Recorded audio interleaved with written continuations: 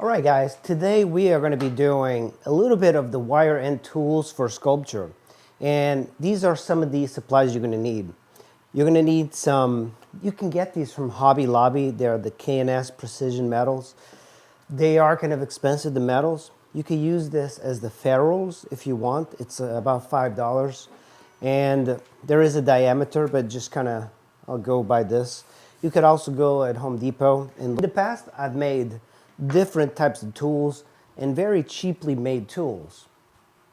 For example, what I have here is a pencil, and I simply just put a piece of wire at the end and then I glued it in. I kind of drilled it into where the graphite was. I have used pens as the tool holder, but you know, these actually work really well because all you have to do is remove the insides of the pen and then put your favorite wire tool in there. And this is a bicycle spoke. It's a narrow bicycle spoke, and it's got the serrated edges. So I'll be making that as well. But I do like this. It's very cheap to make. The cheapest, less work possible that I've ever found. They fit pretty well in the hands, but the downside is that they don't give you a good feel. You know, that's something that as a sculptor you want like a good feel. For the wire end loop, you're gonna need piano wire, and this is $2. So it's not very expensive, and it comes with 1, 2, and 3. I have a few of these available, and they're different sizes. So these are the ones you're gonna be using. And these piano wires are only good for making small to medium tools. There are other metals that you can use for larger tools, such as bicycle spokes. I tend to use quite a few of those. And there are the Aero bicycle spokes that work really well. If you look online on YouTube, you'll find a lot of sculptors that do this. They'll take the large brass from a Hobby Lobby thing, and then they'll just cut what's it's a acoustic guitar wire, which is kind of nice. It's got this serrated edge. The only reason I think that this is not a very permanent solution is that this breaks. It's way too flexible. I do like it, and I like the texture it creates. It's already got like this spiral around.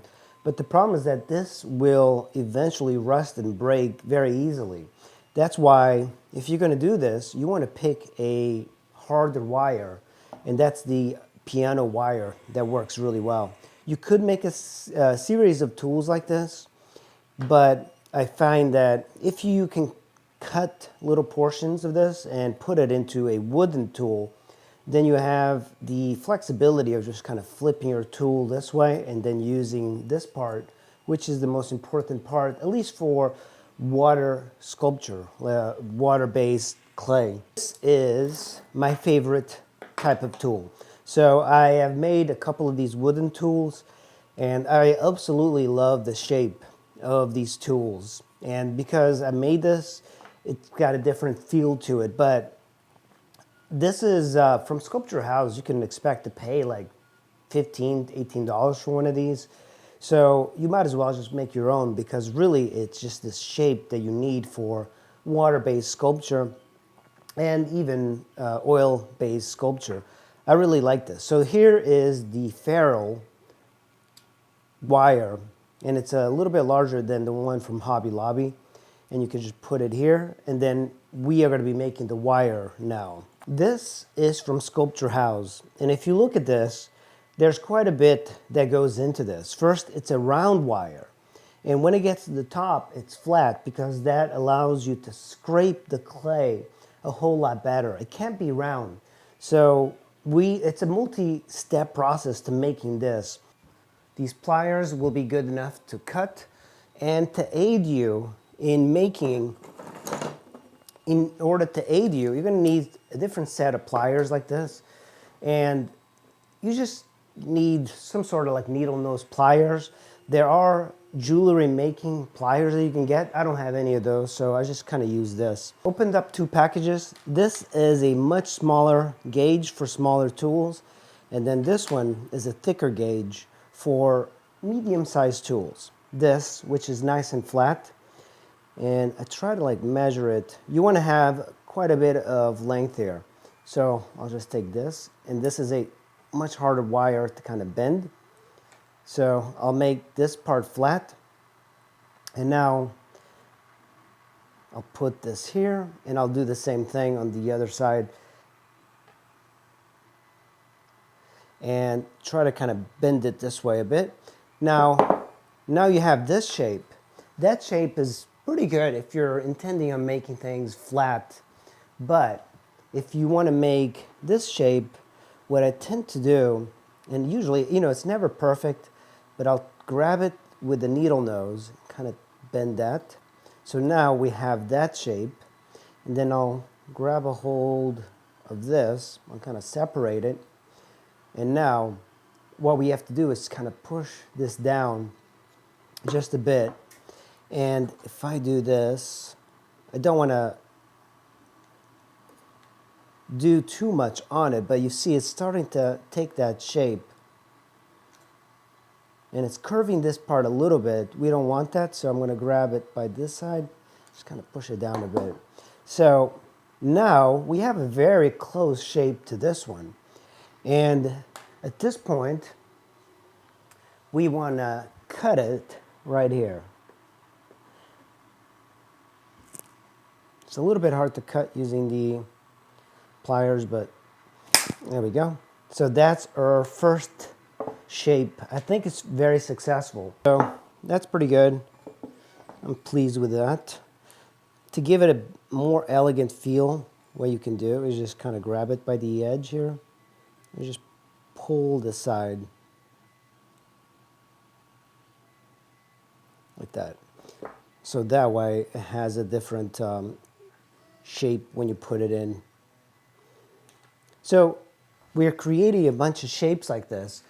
Try to play around and create your own shape.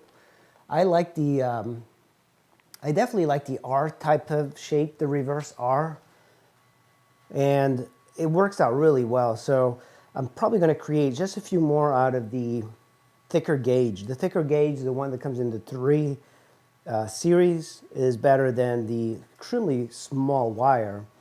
You're going to need a dremel. At least the dremel works best, or you can use a file. And this is like a grinder for metal. Works with wood as well. So with the original, it's round and then it gets flat. So that's what we're going to do right now. So we're going to take this tool, for example, and I'm going to run it slowly, just right here on the top part, and flatten this out.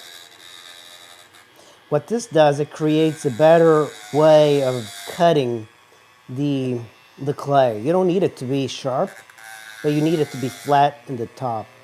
If it's too round, you're just kind of rubbing the surface.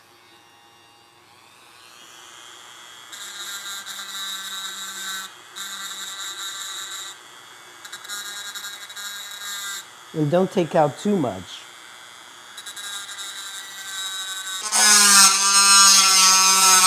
What you need is to create a series of teeth. The way you're going to do it is using a dremel and these metal cutting discs. You want to be able to just put like 1, 2, 3, 4, 5 teeth on there, and hopefully you guys can see what I'm doing. So there goes 1.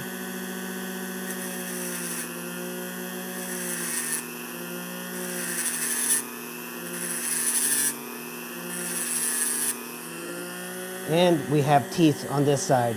Sometimes we don't want that. Sometimes you just have to kind of go by feel. I think I might have to cut just a little bit more.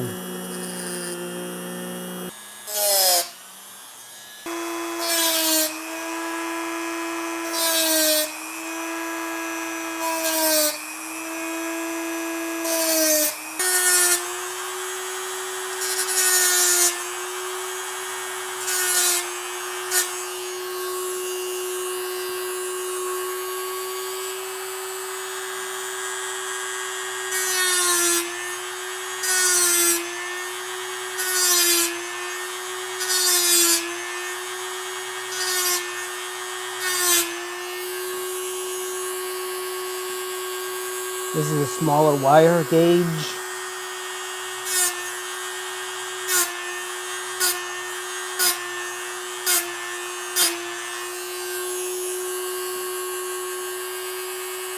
That's it for the serrated edge part. The next step is really putting this tool onto a handle.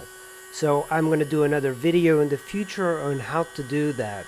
I'll be putting it into some wooden tools using a ferrule and or some of the brass tubing.